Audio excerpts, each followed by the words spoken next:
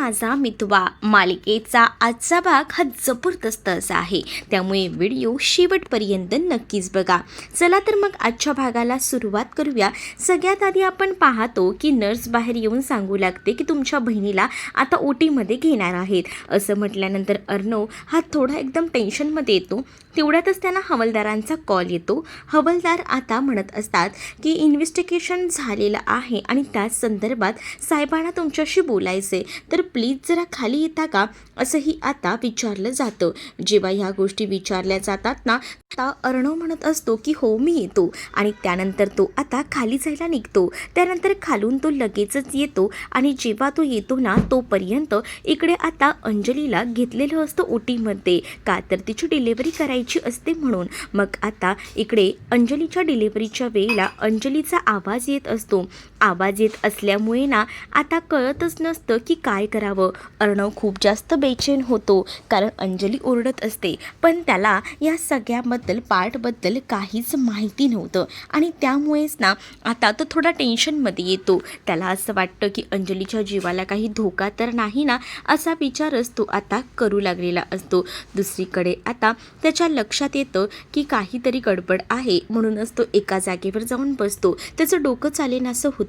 त्यावेळेला आजी ईश्वरीला सांगत असते की अर्णवला आता तुला सावरायला हवं, कारण अर्णवची ही अवस्था बघूनच ना आजीसुद्धा समजून जातात की अर्णवला बाळाचं टेन्शन आलं असणार आहे आणि अंजलीचं सुद्धा, आणि त्यामुळेच तो इतका मध्ये असेल असंही वाटतं. म्हणूनच आता आकाश आणि त्याचसोबत इकडे आता ईश्वरी दोघंही जण जिथे अर्णव बसलेला असतो ना तिथे जातात, आणि तिथे गेल्यानंतर आता मात्र आकाश आणि जी इशू असते ते दोघंही जण अर्णवला हसवायचा, त्याला रिलॅक्स करण्याचा प्रयत्न करत असतात. आणि त्याच वेळेला आता जेव्हा ते रिलॅक्स करायचा प्रयत्न करत असतात ना, त्यावेळेला इथे इशू सांगत असते की मी ना बाळ जेव्हा शुद्धीवर येईल ना तेव्हा तर त्याला सांगणारच आहे बाबा की त्याचा मामा कसा डरपोक आहे ते. मग आता हे सगळं अर्णवला ऐकू जातं. अर्णव म्हणतो की तू काय म्हणालीस, तू बाळाला काय सांगणार आहेस? तर ईश्वरी म्हणते की जे खरं आहे तेच तर बाळाला सांगणार आहे, की तू जेव्हा जन्माला येत होतास ना तेव्हा तुझा मामा एकदमच असा टेन्शनमध्ये होता. हे मी सगळं काही सांगून टाकणार आहे बाळाला. मग कशाला एवढं काळजी करताय, टेन्शन घेताय? मग तुला कळतंय का मिस इंदोर, आतमधून ताईचा किती ओरडण्याचा आवाज येतोय. त्यावर आता ईश्वरी म्हणत असते की तरच आहे ना, तुम्हाला डरपोक तर बोलणारच, कारण तुम्ही वागताच तसे आहात. मग आता तुम्हाला कळतंय का अंजली ताईंची अवस्था इतकीही काही नाजूक नाही आहे. डिलेवरीमध्ये ना ह्या सगळ्या गोष्टी होतच राहतात, पण तुम्हाला काही कळतच नाही ना, म्हणून तुम्ही इतका विचार करत बसला आहात, असंही आता ती म्हणू लागते.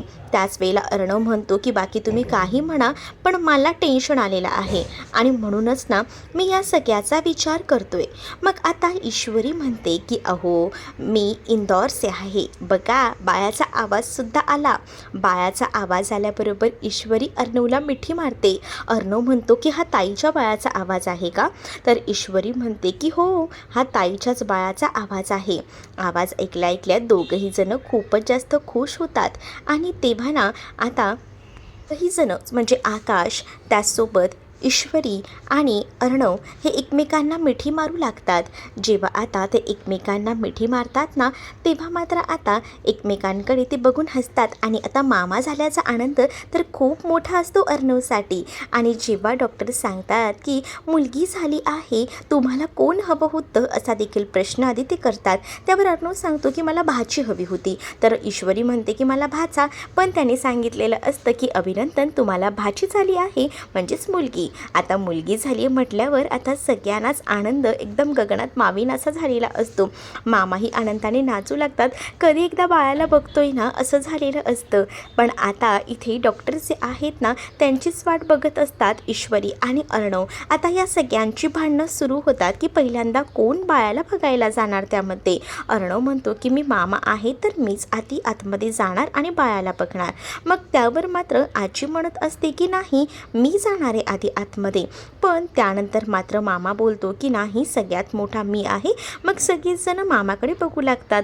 तर मामा म्हणतो की बघा, आता आईनंतर मोठा मीच आहे ना, मग मी बघणारे बाळाला जाऊन, तुम्ही कोणीही बघू नाही शकत आहे हां, मामा सरळ असं सांगतो. पण तेवढ्यातच ना आता तिथे डॉक्टर येतात आणि त्या मॅडम सांगू लागतात की आता तुम्ही सध्या तरी बाळाला आणि त्याचसोबत पेशंटलाही बघू शकत नाही, थोडा वेळ थांबा, तुम्ही काळजी करू नका, बाळ एकदम ठीक आहे, एकदम ठणठणीत आहे, वजनही व्यवस्थित आहे बाळाचं, असंही डॉक्टर सांगतात. मग आता थोडा वेळ थांबायला सांगितलेलं असतं. त्यामुळे अर्णव ईश्वरीचा आनंद तर खूप जास्त गगनात मावेनासा झालेला असतो. अर्णवने तर आता सगळ्यांनाच, म्हणजे तिथे एक वॉर्डबॉय असतो, त्यांना पैसे दिलेले असतात आणि पूर्ण हॉस्पिटलमध्ये आता मिठाई वाटायला सांगितलेली असते. मग आता इकडे नम्रतासुद्धा जायला निघालेली असते. तर ईश्वरी नम्रताला सोडायला खालपर्यंत येते आणि ती तिला म्हणत असते की जाशील ना ताई एकटी तू, का भाऊजींना सांगू नाही. आता आकाशच म्हणतो की मी जाणार आहे ईश्वरीला सोडायला, नको काळजी करूस तू.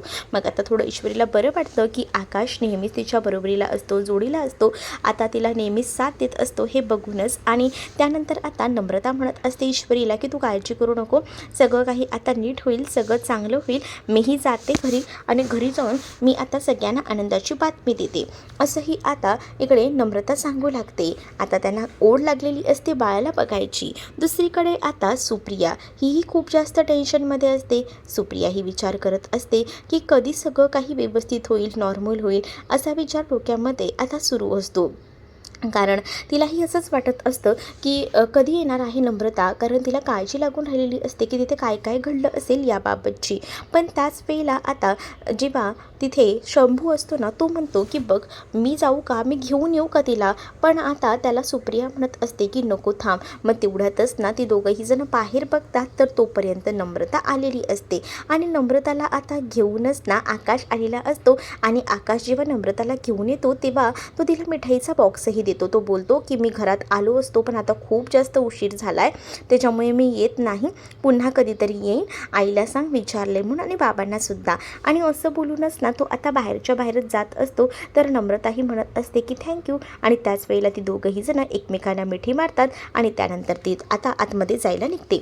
तर दुसरीकडे आता शुभूने बघितलेलं असतं की आकाश नेमका कोण आहे ते, आणि त्यामुळेच ना आता तो तर काही आतमध्ये आलेला नसतो. पण नम्रताने आकाशला एकत्र बघून मात्र तो खूप जास्त खुश असतो. दुसरीकडे आता सुप्रिया आतमध्ये आल्यानंतर पहिल्यांदा विचारते की अगं काय झालं, तू एवढी खुश का आहेस, आणि मिठाई अंजलीताईची डिलिव्हरी झाली का. त्यावर आता हो अंजलीताईंची डिलिव्हरी झाली, त्यांना मुलगी झाली आहे, आणि असं बोलून ती आता बर्फीसुद्धा घरात सगळ्यांना वाटू लागते. मग आता घरात सगळेजण खुश असतात.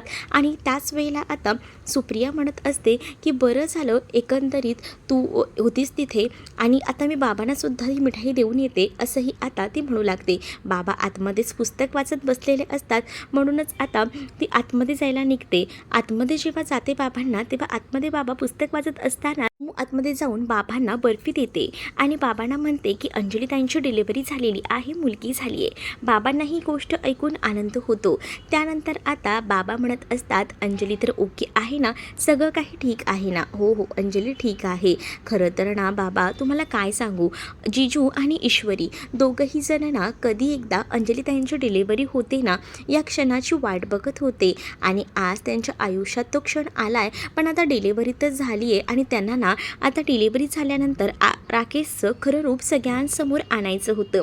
कारण त्या माणसानं आतापर्यंत खूप त्रास दिला, त्या लोकांनी आतापर्यंत सहन केला आहे, आणि अंजलीताईंनासुद्धा या गोष्टी आता तरी सगळ्यांनी सांगायला हव्यात. कारण एवढे दिवस वाटत होतं की डिलिव्हरी होत आहे म्हणून थांबूया, पण आता डिलिव्हरी झाली, बाळही सुरक्षित आहे म्हटल्यावर या सगळ्या गोष्टी आता ते लोक सांगूनच टाकतील.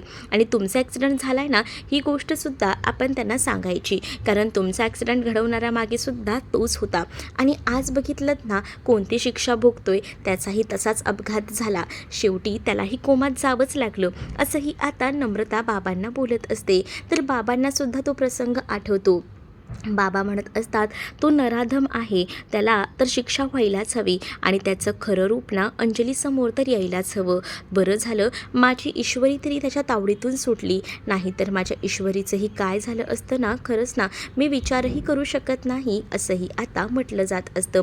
त्याच वेळेला नम्रता बाबांना म्हणत असते की आता काळजी करण्याचं कारणच नाही आहे, पण जिजू आणि त्याचसोबत ईश्वरी दोघंही जण लवकरात लवकर त्याचा खरा चेहरा जो आहे ना तो सगळ्यांसमोर आणणारच आहेत. त्यावेळेला अंजलीताईंना सुद्धा समजेलच की राकेश म्हणून ती त्याच्यावर विश्वास ठेवत होत्या तो नेमका कसा आहे ते, आणि तो ना जो काही विचार करून चालतोय तो चुकीचा आहे. त्याला असं वाटत असेल की सगळं काही त्याच्या म्हणण्यानुसार होईल, पण नाही. आता तर डिलेव्हरीही झाली आहे आणि त्यामुळेच ना सगळ्या काही गोष्टी अशा बदलतील ना की काही आपल्या म्हणण्यानुसार होईल.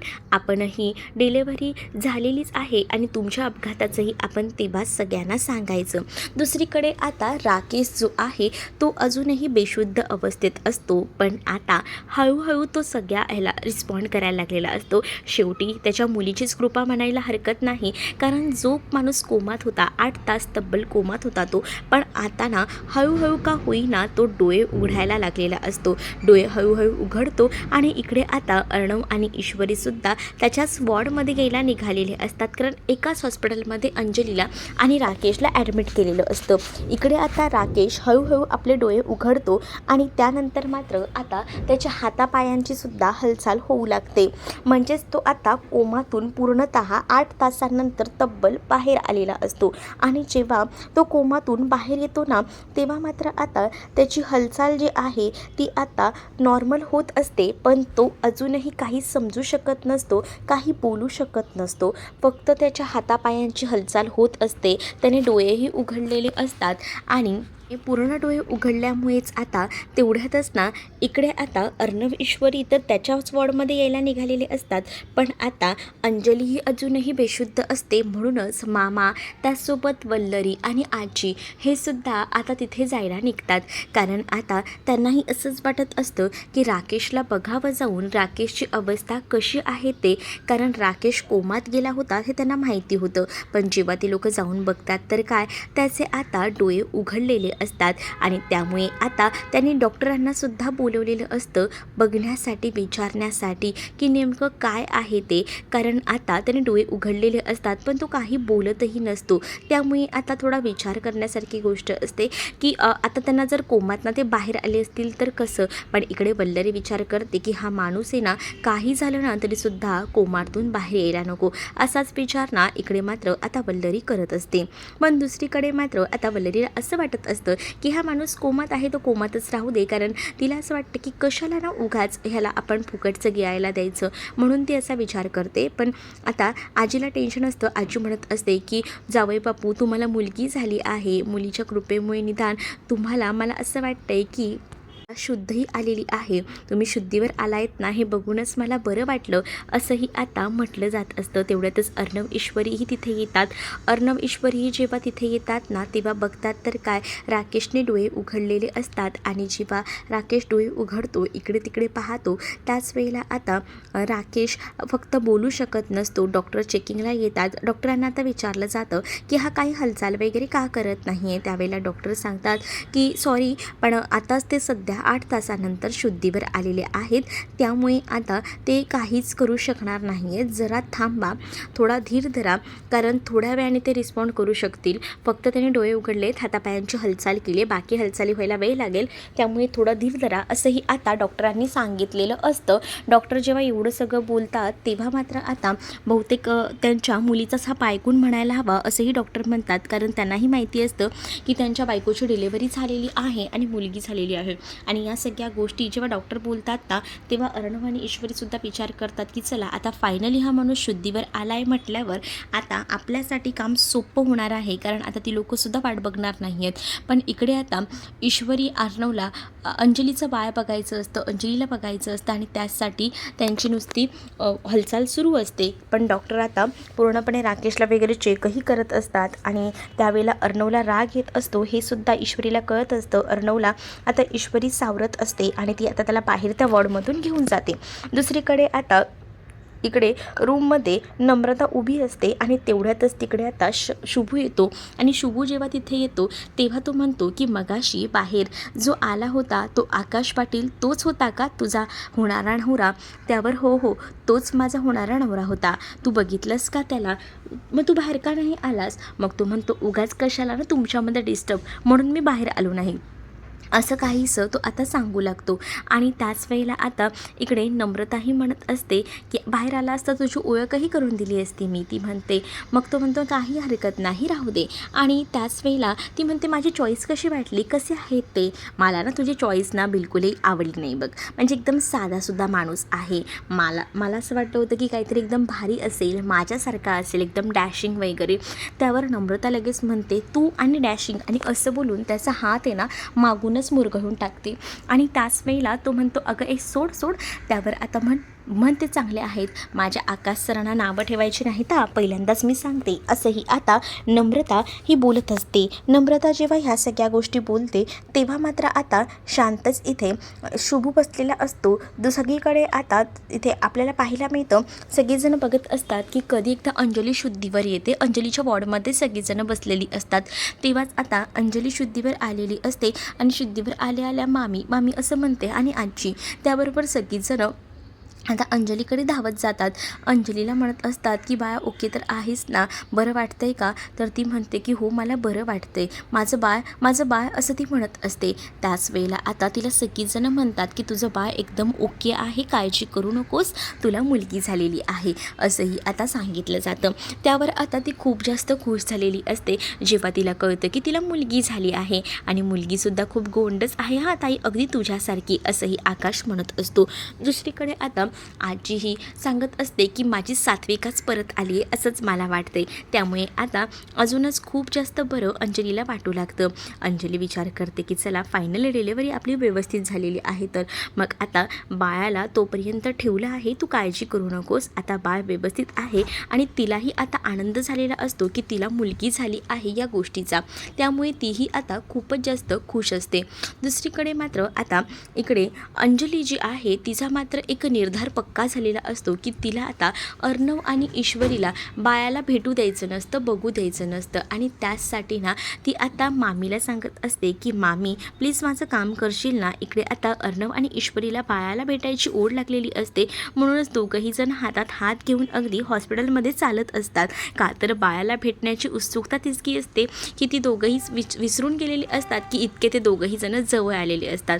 पण इकडे मामीला आता अंजली सांगत असते की मामी तू माझं एक काम करायचं आहे, तसा मला तू शब्द दे, माझ्या बाळाचा चेहरा काही झालं तरी अर्णव आणि ईश्वरीला दाखवायचा नाही, असं सरळ सरळ तिने म्हटलेलं असतं. आणि तेवढ्यातच ना इथे अर्णव आणि ईश्वरी दारावर आलेले असतात आणि त्यांनी हे सगळं बोलणं ऐकलेलं असतं. आणि जेव्हा ते हे सगळं बोलणं ऐकतात तेव्हा मात्र आता त्यांना धक्का बसतो. बाळाच्या ओढीने आता दोघंही जण आलेले असतात, पण आता अंजलीने ज्या काही गोष्टी सांगितलेल्या असतात ना त्या एकदमच भयंकर असतात. आणि त्यामुळेच ना आता मामी जी आहे ती सुद्धा तिच्या होला हो म्हणते आणि ती तिला होकार देते. तर दुसरीकडे मात्र अर्णव खूप जास्त खचून गेलेला असतो आणि अर्णवला आता ईश्वरी आधार देत असते. ईश्वरी आता अर्णवला म्हणत असते की तुम्ही काळजी करू नका, थांबा. अर्णव जो आहे तो मात्र आता बेचैन झालेला असतो आणि अर्णव तिकडनं निघून जातो. तर ईश्वरी आता अर्णवच्या मागोमाग जाते. अंजलीने मात्र जे काही सांगितलेलं असतं ना ती गोष्ट मुळात ना मामाला पटलेली नसते आणि त्यामुळे मामाला तेव्हा खूप जास्त राग येत असतो. तरीसुद्धा मामा आता शांत असतो. इकडे आता अर्णव एका जागेवर जाऊन बसतो. तेच आता ईश्वरी अर्णवच्या खांद्यावरून हात फिरवत अर्णवला शांत करण्याचा प्रयत्न करत असते.